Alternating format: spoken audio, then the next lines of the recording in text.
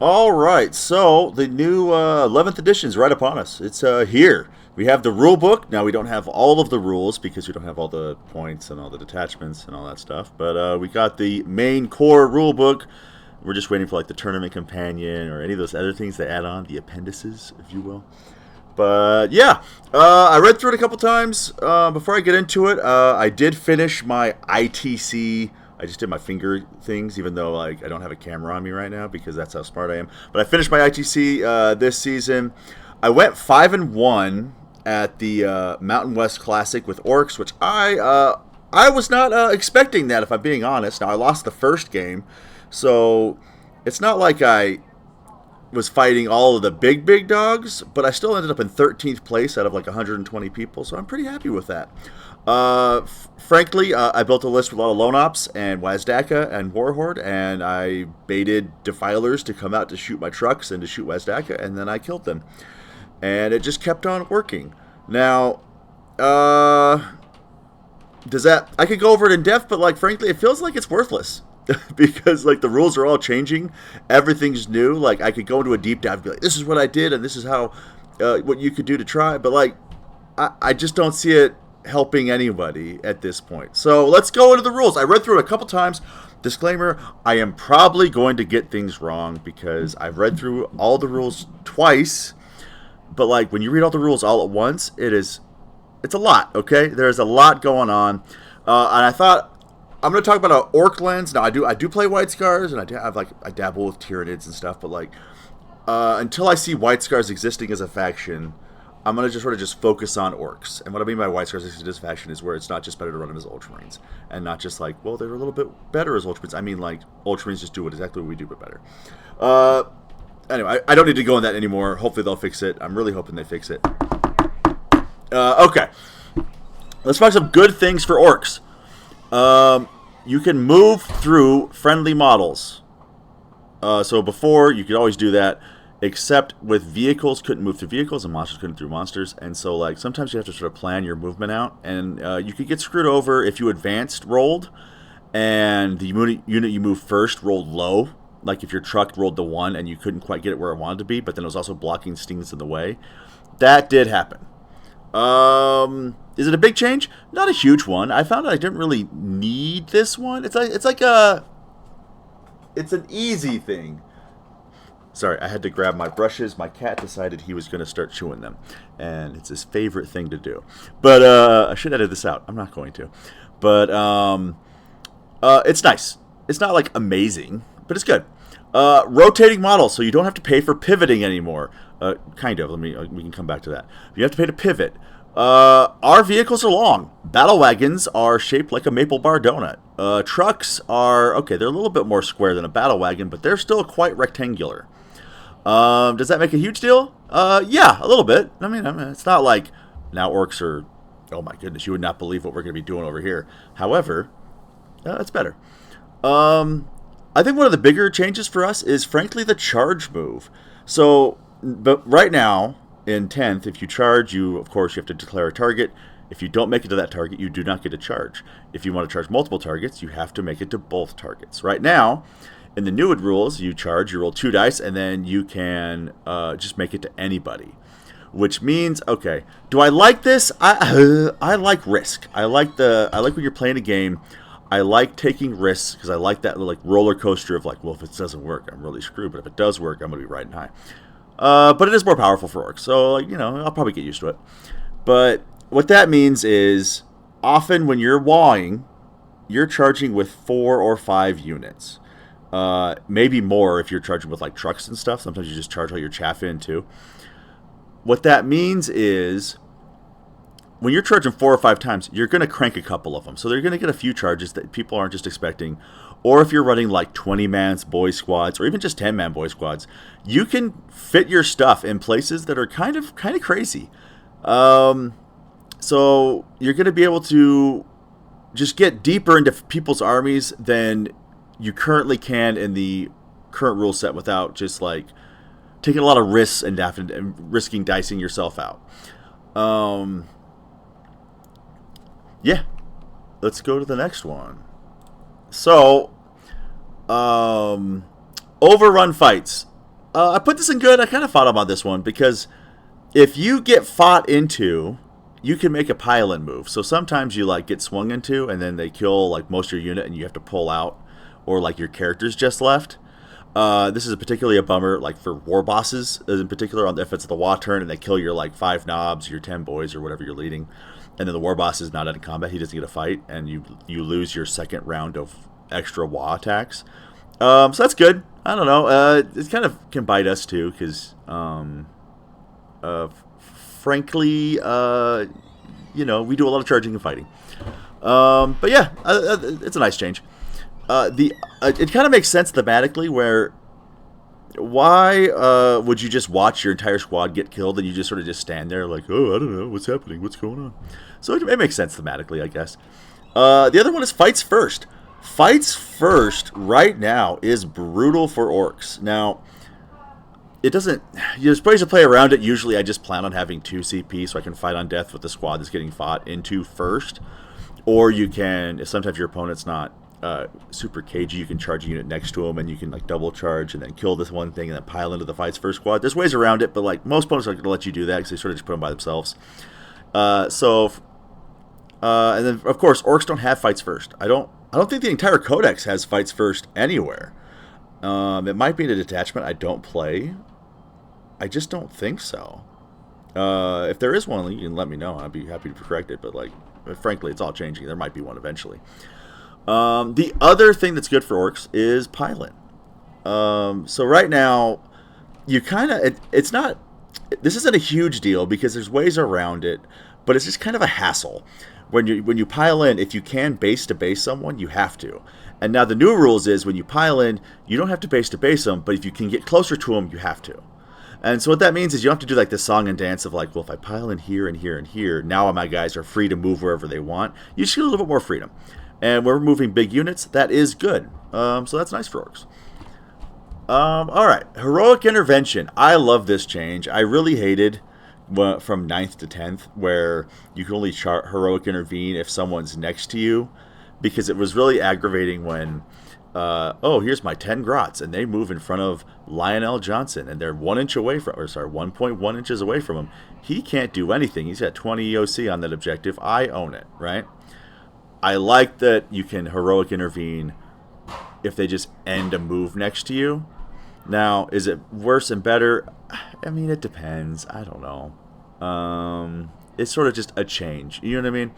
I think it's good for Orks, though, because we like having a bunch of screens and like melee bruisers nearby. So that could be good. Crushing Impact is nice for kill rigs in particular. Now, I don't know if kill rigs are going to be good in the new edition. Now, they are getting specific support, which is the wagon attachment, which is they auto advance 6 inches when they whenever you advance. And now that you can move through ruins more easily, they can go places you would not expect. Is that good enough? I don't know. I really like kill rigs. I just don't. How do I say? Kill rigs are great. They're not good into Ultramarines currently because they're AP1. I'm going to say AP2 on the one, but then, And then they are just big targets. They're good into Necrons. They're really good at, or not. I don't want to say they're really good into Necrons. Necrons are the best army, one of the best armies of the game.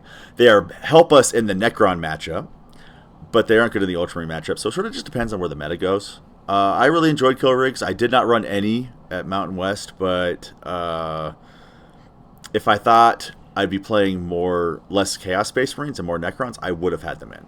They also don't match up versus Defilers particularly well right now. I think Defilers are going to get nerfed, though, so I wouldn't worry about that. The other big one, this is actually a legitimate buff. Like, this is unequivocal. Extra attacks. They lost that little sentence that says you could never get more extra attacks. Now, this isn't a huge, this isn't like a build-around buff, but kill rigs get +2 attacks. War bosses. Now, I don't think the new war boss has an attack squig, so probably not keeping that. But squig stuff in particular, Squigosaurs, Squighog boys, they get a buff because now all of their extra attacks get one. Wazdaka gets an extra 2 attacks. Now, one's with a grot, but you have one more chance to kill someone with a grot in the Ultimate Humiliation. And there's a few other ones, but those are the big ones. It's just a good rule. Just a good rule. Helpful. And it is hard because like I did have a plan. I was playing an orc player at Mountain West, and he's rolling a boatload of dice on his squid hogs, and I was like, I just don't. I had to point out you don't get the extra attacks with the WA benefit, and it doesn't make sense why. It's just it's in a little clause. But yeah, so that's good. Here's some bad things. Transports with emergency disembark are worse. Now, we're quite dependent on transports between battle wagons and trucks and kill rigs. And so when they're destroyed, we take more casualties. When we set up, we have to set up it closest possible to them. 9-inch coherency. Now, I did check. I did measure this out. If you have 20 boys with 2 characters in a battle wagon, you can get out. However, it has to be in the front or the back. You cannot, like, donut them on the side. It has to be, like, wrapping around a little bit to be completely within. So it's a little bit worse that regards, especially, like, it's going to be easy to, like, get your guys stuck in there. The other thing is, if guys can't be deployed, there's no 6-inch get out. It is you are just dead. Now, that one, to be fair with orcs, okay, we got a lot of bodies, and we have medium-sized bases. We have 32s for most of our stuff. So it's going to be easier to wrap other transports for orcs and then kill the transport the guys can't get out. But I think it's going to hurt us more than it's going to help us, because I think most other factions can drop their transports the way that their lists are currently a lot easier than we can. Now, I don't think transports are dead. I just think they're a little bit worse. I think it's particularly for trucks. Battle wagons a little bit. Kill rigs not really. You're taking the kill rig because it's kind of a bruiser itself and has the torrent last cannon. Hazard rolls. So this is an interesting one. Hazard rolls are. I don't understand why they made this change. It's fine. I don't know. I don't run Dread Mob. Now, Dread Mob's kind of taken into the shorts already, but the hazard rolls really hurt Dread Mob because it's like, oh, it's a 1 or a 2. You take 1 mortal wound. Unless you're a vehicle, then you take 3. Well, all of the good Dread Mob shooting is trucks with Ludas in it. The Stampa, which, okay, good shooting, but the Stampa, the Morkanaut, Gorkanaut, Def Dreads, the new Daka rig, they're going to be taking damage like crazy because you think of if you push it with a Daka rig, it's got 2 guns. So say you push it, that's 3 mortal wounds 50% of the time, and you have a decent shot, like, I don't know what it is, 75% to roll 2 1s and 4s to take 6 mortal wounds. That is a lot of damage on a model that's like probably going to have a decent like toughness category. You know what I mean? Like, it's pretty hard to kill, but if it's taking 6 damage, what has it got? 4 left? I think it had 10 wounds. I think it had 10 wounds. I should go check it, but I'm not going to. But yeah, so and the other one that really hurts. The other one that really hurts Dread Mob is you can't stack strats, because that was what like a lot of what you would do is you take the Stampa, or you take your big unit that shoots and you whack it with a wrench, and then you give it bigger shells for bigger gets, or you give it whatever the reroll hits one was. And you just stack all these buffs on here to get your guns to shoot at a reliable as we're going to get level. So I think that's a bit rough for Dread Mob. So these are a bit. I was reading through, and these are kind of the mixed bag. Now, I'm not going through all the rules. A lot of people have already done this, and so like these are just what I think are good and bad for us. So the first one is coherency. It's not bad for us because most of our stuff is like not that hard to be coherent, and you can spread out a little bit more and not have to worry about that 2 and 2 rule. The issue is 20-man boy squads are going to be a little bit on the hard side to keep exactly where you're going to be. On the same topic, engagement range. Oh no, the other coherency thing. No, this is engagement. Engagement is the reason I have a mixed bag is because it's 2 inches. So fundamentally, if you've got 10 boys and they charge something, that doesn't really change much. What it does change for us though is if you have Gazcole leading a squad, you can't do the trick now where you have Gaz base to base and you can put like 6 boys on his butt and have them all swing through Gaz. the funniest example of this, of course, is the Defkilla War Trike with bikers, because you have the Defkilla hit someone and you have like 6 bikers behind him, like 6 inches away from combat, but they still get a swing. That's gone. Now, is it a huge deal? I don't think it's a big one. It definitely does make some things worse. It's not like that by itself is not like ruining our Cult of Speed lists. I think the Cult of Speed just struggles with reliable damage, and this is not really a problem for it, but it is definitely it's a small buff or a small nerf. Save rolls. Now this one is, I am leaning to mixed. It might just be bad, might be good. I'm not sure, because when I was thinking about it, what are the problems that we have is 2-up saves with Armor Contempt, or like how many times you fought that Tau unit that has the, like, I don't know what it's called, but has the Armor Contempt, 1 drone or 1 crisis suit, and they just roll all those 2s. You just cannot kill that thing. It has like 5 wounds. That's gone. Now you just roll all your dice, all the 1s go, and you just take care of it. The problem for Orks is that does make Makari so much better and so much worse. So much better because if you have, okay, right now you have Gaz leading, I had him with 10 boys, but 15 boys, 20, not 15, 10, 20 boys, whatever the other character is.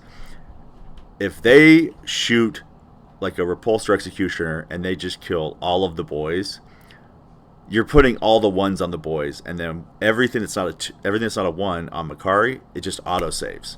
Really reliable, really cool. Problem is, okay, then they shoot a bunch of bolters or stubbers or anything really that's just throwaway guns. They make you roll 6 dice. You got to roll all 6 of them. One of them is probably going to fail. It's got to go immediately on Makari, and then you got to start putting your damage on Gas. Now, do I think this is worse? Yes. It was kind of cute anyway. Like, how often did you pop off passing Makari invuls? I usually rolled 3 or 4 before he died. My favorite story from 10th edition is I'm playing a guy in a tournament, and my brother's also playing. We're both playing Orks, and Gazkul charges something. Very first roll, Makari dies. Does not roll a single save. And then my brother texts me. He says, I just passed 36 saves with Makari. And I will tell you what, I wish he had picked a better time. Now, it's funny now, but I was not amused at that time. But yeah, it is worse. I think it was kind of cute. You know what I mean? It was not like, oh, well, Makari's going to save everything. Gazkul's fundamentally invincible.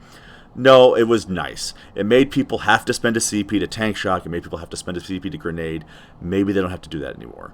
Now, maybe if they make you roll 6 saves, it's not that unlikely you just don't roll any 1s. Would I count on it? No, I would not. Okay. Engagement range just being a flat 2 inches. Good for Orks, bad for Orks. It kind of depends. I don't know. I got to play this on the table to see exactly. But we have bigger units, and so having bigger engagement ranges helps us to be like just more over the place. A little bit more board control-y. Could it be a bad thing? Possibly. I don't know. I would say it's probably more positive than negative for Orks, just in the control of you put your guys on an objective, and then you all put them within 2 inches of the edge, and then people can't move on without shooting or charging. The other big thing, I put engagement twice. I'm very smart. I'm a smart man. But using strats, the big one is there's no layering buffs. So we don't have to deal with smoke and armor contempt repulsor executioners. We don't have to deal with smoke and armor contempt land raiders. That's not kind of fall out of fashion. Defilers, they can't just pump 15 strats into that one defiler and make it insane. So that's good. And frankly, I don't know. So I was playing Warhorde, and a little bit of Cult of Speed and a little bit of Bully Boys here and there, but like we weren't really stacking strats that often. So I think it's generally better for Orks, but it's a change. Is it, what does it mean? I don't know. So Anyway, that is my 11th edition core rules. What is good and bad for orcs? I do think that I was correct when when everyone was flipping out. It's a melee army. It's a melee army. It's a melee edition. It's shooting is dead. I knew it was going to be dead the moment I saw that you can tow in now. So like you're going to have riptides, and they're going to tow in, and they're going to see everything, and they're going to shoot you. And riptide shooting is still quite good. And 15-inch lone op is good, but it's not going to be good enough to stave you from shooting. So orcs might be an interesting place. I don't know. My gut says because all of our data sheets are like staying basically the same, I think we're going to be a little bit on the weaker side. Now we're going to get a codex. Now, if we are following patterns, launch codexes are generally a little bit underwhelming. And the last 2-3 editions, you sort of start off good, and then you sort of just falter as they sort of figure the game out.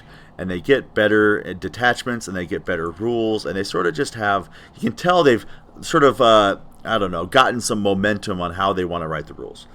Now, it's possible, because, like, Tyranids are a perfect example. They're not like a bad army. They're just so boring. They don't have, that vavavoom, that, how you say, the je ne sais quoi. But they have a lot of utility, and that sort of keeps them in the game. They have lictors and biovores, and is that it? Tyrannofexes, kind of. And the difference between orcs and Tyranids is Tyranids are a popular faction, but I would say they're in terms of rankings, they're probably bottom half. They're a cool army. I love Tyranids. I love Zerg from StarCraft. So I've always liked Tyranids. But they're just not as popular as Orks. Orks are probably the second most popular faction. If you lump all Space Marines together, like, okay, they're probably less than Space Wolves and less than Ultramarines and Blood Angels? Maybe? I don't know. Hey, look, I have no data to back this up. I'm just sort of talking out of my ass. But orcs are more popular, so I think that they're going to get a little bit more love in the edition. And yeah, I think that's my copium. Now, if they don't, play orcs for 6-7 months, pop off when they get stale. Now, will they follow the path that they did in this edition, where anytime they get anything good or interesting, they just hammer it right back out of usability? I mean, possibly. I kind of hope not. I can't imagine they do it again. Why? I don't know, because they've done it for 2 editions now, where anytime orcs get anything super powerful, in 9th edition, I was dealing with Admech and Drukhari for like at least a year and a half, and then the Orc Coda comes out, and it's already worse within like 2 weeks, or like a month, or whatever it was. So like, are they going to let orcs breathe? Are they going to let us do powerful things? Maybe. I don't know. I don't really need orcs to be the most powerful faction in the game. I feel like whenever it is, people hate it. And I find I do better when you're not being teched into. Like if I'm taking orcs to a big event and people are not expecting to play against orcs or underestimating orcs, that's when I generally perform my best. So I would love to be solid A tier. You know what I mean? Like if you could just have a chip and a chair into the top dogs, but not be the top dog. That's like where I'd love to be. Just a little bit better than we are now. But yeah, so this week we're hopefully getting rules. They said they're getting something. I don't know. I think they implied it might be 30k too, and I don't know. I am so far removed from 30k that their models are cool. I love the Saturnines, but I just don't know what they're doing over there. So yeah, once we get a bit more information, I'm really excited to start theory crafting lists. I'm excited to see what our detachment costs are, because they said most codex detachments are 2, and the only ones that showed of 3 was like, I think there was the Eldar one, and there was the Ceramite Sentinels one. So if Warhorde is 2, now I could see Warhorde being 3, but I could see it being 2 because Orks are in the best place right now. If it's 2, man, there's some possibilities. You could mix that with so many things because it just turns out buffing your whole army and then buffing specific things like wagons or attack brigade for actions or more DACA, so you can actually take some shooting units and get some ignore cover. So we're a little bit more of a balanced list. I'm excited about that. Will it happen? I don't know. We'll find out once they post actual things. I'm just trying not to speculate when everything's like so close to being out here that I could start doing like, oh, we're gonna get this, this, and this, but I just don't know. And we're so close that it's not really worth me, like, I don't know, looking like a fool. So anyway, folks, if you let me know if you caught any of my mistakes. I don't think I made any, but like that's kind of the nature of making mistakes. If you're excited about something, let me know, and I will see you on the next one.